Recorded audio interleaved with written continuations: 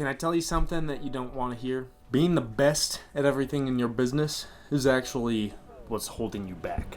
Look, if you're the best estimator and the best closer and the best technician and the best customer service representative, you're never gonna escape the trap, which is the entire business is you. Today, I'd like to make that uncomfortable case and then show you a way out of it, if you'd let me. Let's get comfortable, because it's gonna take a second.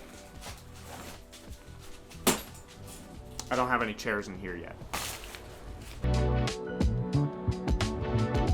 Look, this is natural, okay? You didn't plan for this. Most people start businesses because they're good at the work. And they're doing the work for someone else, and they realize that they could make more money if they do the work for themselves.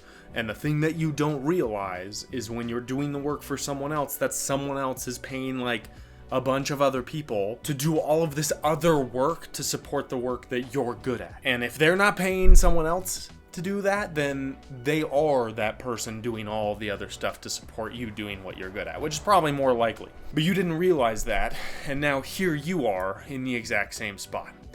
You are the best at everything in the business, and when that becomes the case, you're like a magnet, and you just attract all of the work. Everyone comes to you because you are the best at all of the things. Whether it's the tricky job that no one else understands, or it's the upset customer who no one else can handle except for you, you end up doing everything in the business to some degree. Maybe some people are taking a portion of one of those tasks, but at the end of the day, the decision or the beginning or the end still is you. And that doesn't work, because then you're not actually running a business anymore. Right? You're not the one thinking about how do we grow this thing? How do we make it better? How do we make this something that I can pass off to my kids? How do I make this something that pays me so that I can take a vacation with my family? You're just thinking about the next thing that you need to point that fire hose at, because that's all you can do. Because you're drowning in all of the things that you didn't even realize it took to run a business. So I don't know about you, but for me, when things get really hard, my instinct is to double down. My instinct is to grind harder.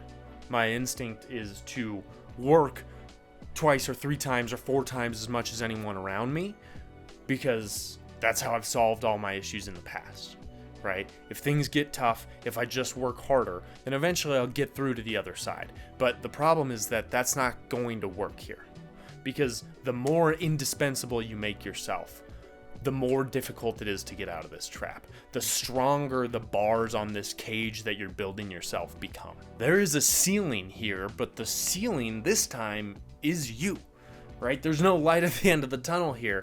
You can't keep working harder to escape you. A business built entirely on one person's abilities and skill set has a hard cap of one person's skills and abilities and the two hands that you have available to you to actually do the work. And you're probably already exhausted, which is why you're here watching this video. In the past, the hardest part was always just doing the work, and now the hardest part is not doing the work.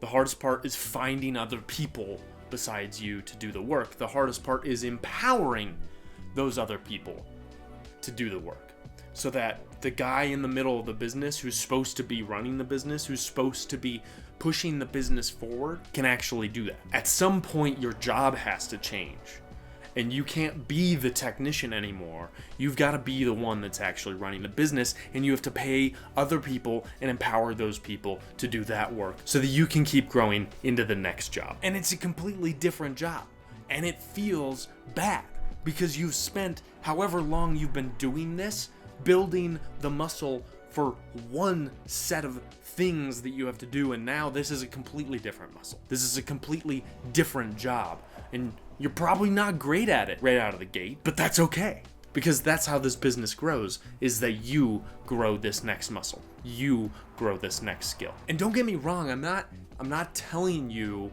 that you never get to do the parts of this business that you enjoy again, because you do.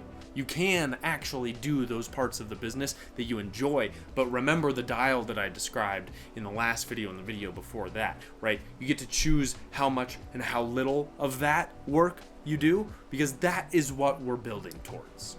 that's the difference, is that you choose at that point. That's the difference between being a technician and a business owner, right? Technician only knows how to do that work.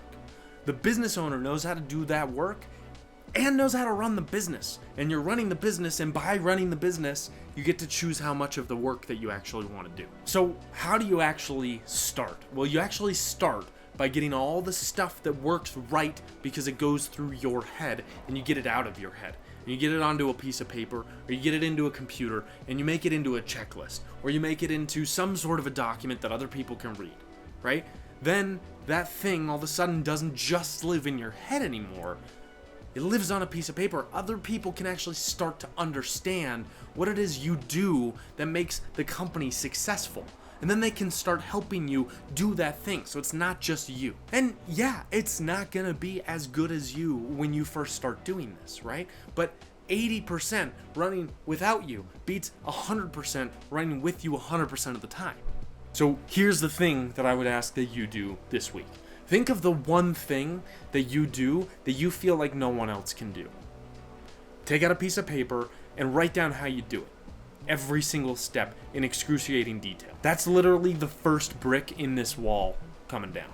Right there. My name's Alec from New and Creative, and taking the things that only work when you're inside the room and turning them into systems that work whether you're in the room or out of the room, that's the work that I do every single day. And I do it because I want to support you doing what you love. That's what lights my fire, is figuring out what lights your fire and helping you do it more consistently and do it for the rest of your life and pass it down to your kids or sell the business successfully to someone else and retire when you're sick of it, right? That's the thing that I like to do. I like to empower you to do the shit that you like to do. If you want to see every way that your business depends on you, there's a link down in the description to an assessment that I built that you can take that shows you in all of the areas that I cover in these videos where your business is depending on you and how you can make it less dependent on you. And come back next week because we're getting back to the money conversation. Specifically, what happens if someone reaches out to you, they've got money ready to spend, and then they never hear back from you. See you then.